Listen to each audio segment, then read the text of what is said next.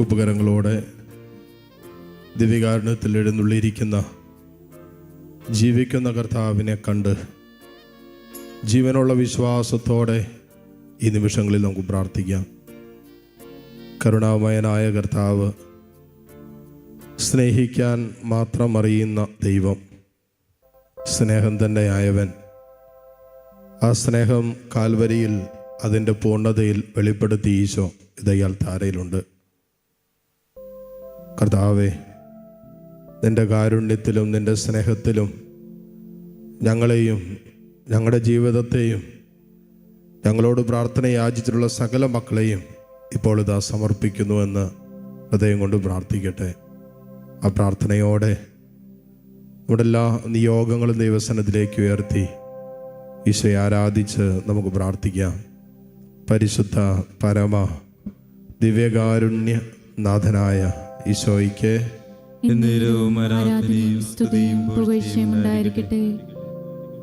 കർത്താവിൻ്റെ സന്നിധിയിൽ എഴുന്നേറ്റ് നിൽക്കുകയോ മുട്ടുകുത്തുകയോ സ്വസ്ഥാനങ്ങളിൽ ഇരുന്നോ നിങ്ങളുടെ ശാരീരികമായ അവസ്ഥ അനുവദിക്കുന്നത് പോലെ പ്രാർത്ഥിക്കാം. സങ്കീർത്തനം 18-ാം അധ്യായം അതിൻ്റെ 6 മുതലുള്ള വചനങ്ങളിൽ സങ്കീർത്തകൻ ഇങ്ങനെയാണ് പറയുന്നത്: കഷ്ടതയിൽ ഞാൻ കർത്താവിനെ വിളിച്ചപേക്ഷിച്ചു, എൻ്റെ ദൈവത്തോട് ഞാൻ സഹായത്തിനായി നിലവിളിച്ചു. അവിടുന്ന് തൻ്റെ ആലയത്തിൽ നിന്നും എൻ്റെ അപേക്ഷ കേട്ടു. എൻ്റെ നിലവിളി അവിടുത്തെ കാതുകളിലെത്തി. തീർച്ചയായിട്ടും ഈ ആരാധനയുടെ നിമിഷങ്ങളിൽ ഈ ആലയത്തോട് ചേർന്ന് നമ്മുടെ ജീവിതത്തിൻ്റെ, കുടുംബത്തിൻ്റെ ഒക്കെ നിലവിളികൾ ദൈവസന്നിധിയിലേക്ക് നമ്മൾ ഉയർത്തുന്ന സമയമാണ്.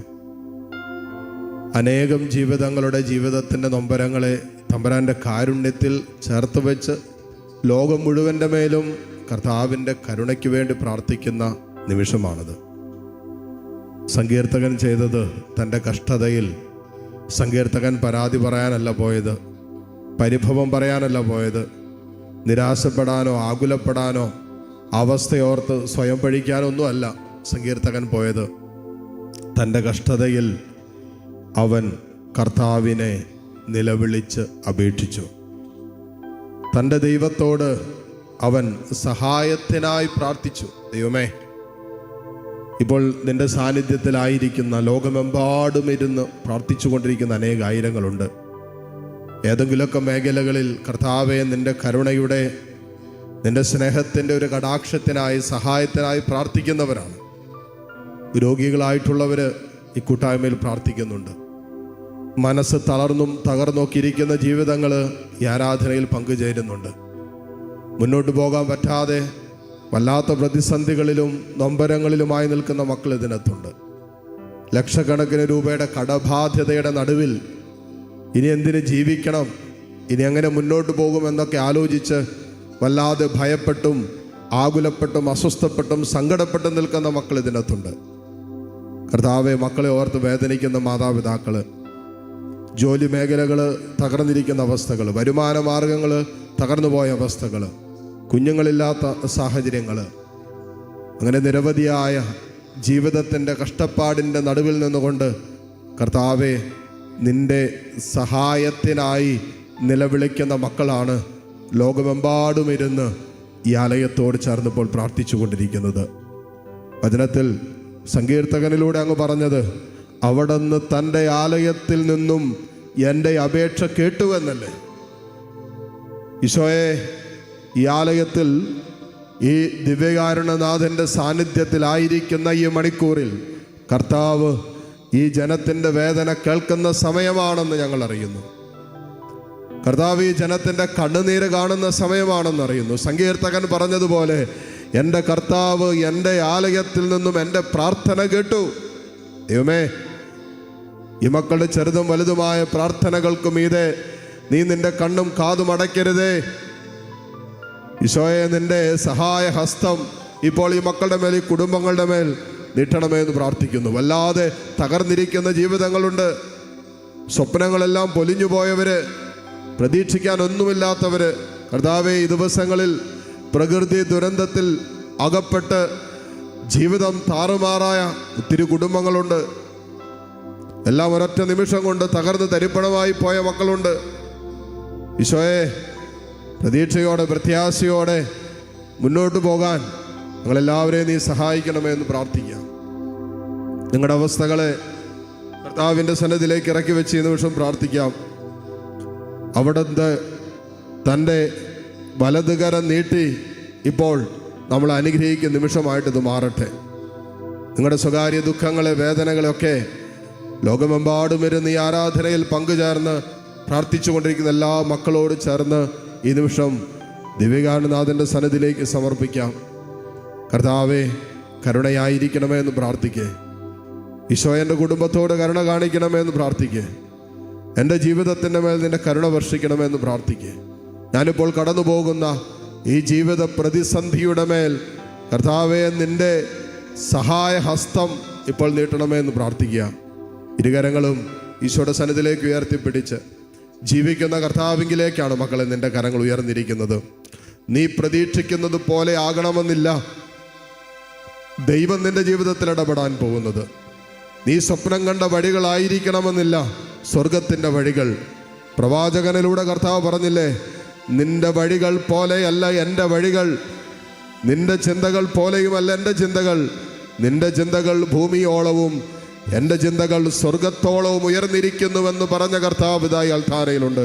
അതുകൊണ്ട് നിനക്ക് ആശങ്കയ്ക്ക്, നിന്റെ ആകുലതകൾക്കെല്ലാം വിരാമമിട്ടുകൊണ്ട് കർത്താവേ, നീ എൻ്റെ ജീവിതത്തിൽ ഇടപെടണമേ എന്ന് പ്രാർത്ഥിക്കേ. ഈശോയെ, എൻ്റെ സങ്കടങ്ങളെ ഇപ്പോൾ തന്നെ നീ ഏറ്റെടുക്കണമെന്ന് പ്രാർത്ഥിക്കേ. എൻ്റെ കണ്ണുനീരിലേക്ക് ഈ നിമിഷം കർത്താവേ നീ ഇറങ്ങി വരണമേ എന്ന് പ്രാർത്ഥിക്കേ. കരങ്ങൾ ഉയർത്തി ഏതാനും നിമിഷം കർത്താവിനെ സ്തുതിച്ച് പ്രാർത്ഥിക്കട്ടെ. Hallelujah, hallelujah, hallelujah, hallelujah, hallelujah, hallelujah, hallelujah.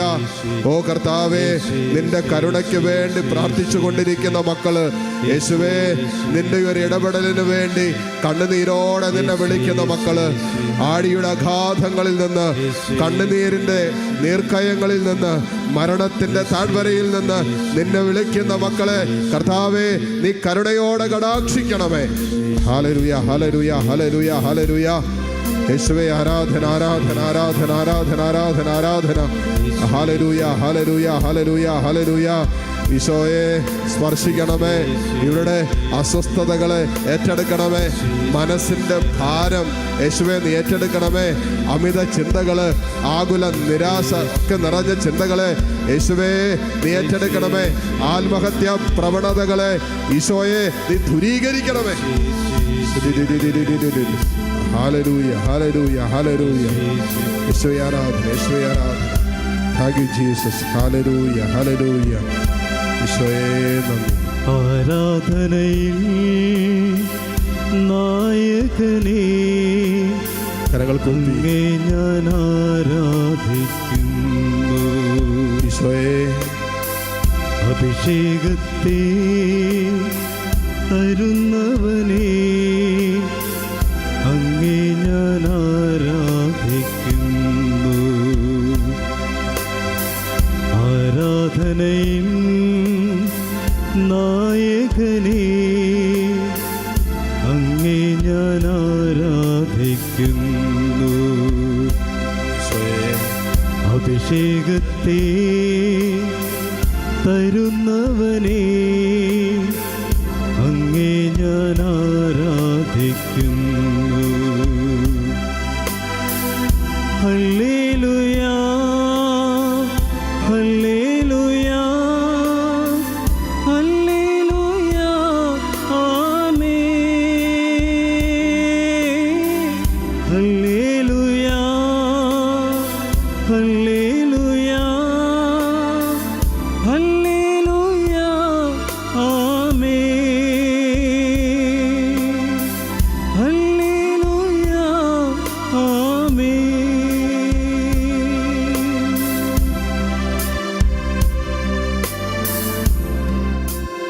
മുട്ടുകുത്താൻ സാധിക്കുന്ന എല്ലാവരും മുട്ടുമേലായിരിക്കുന്നു. ഉപകരണങ്ങളോടെ നമ്മുടെ എല്ലാ വ്യക്തിപരമായ പ്രാർത്ഥനകളെയും നിയോഗങ്ങളെയും ഈശോയുടെ സന്നിധിയിലേക്ക് സമർപ്പിച്ച് നമ്മുടെ കുടുംബാംഗങ്ങളെ, പ്രാർത്ഥന ആവശ്യമുള്ളവരെ എല്ലാവരെയും ഈ ദിവ്യകാരുണ്യത്തിൽ ചേർത്ത് നിർത്തി ദിവ്യകാരുണ്യ ഈശോയുടെ ആശീർവാദം നമുക്കിപ്പോൾ സ്വീകരിക്കാം.